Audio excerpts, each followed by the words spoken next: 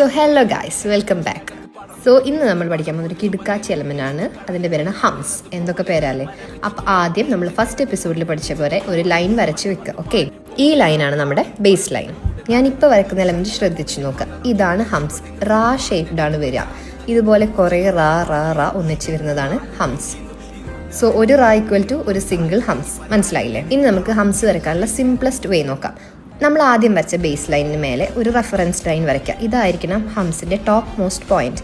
എന്നിട്ട് നമ്മുടെ ബേസ് ലൈനും ഈ എൻഡിൽ വരുന്ന ലൈനും തമ്മിൽ കണക്ട് ചെയ്ത് വരയ്ക്കുക. സിമ്പിൾ.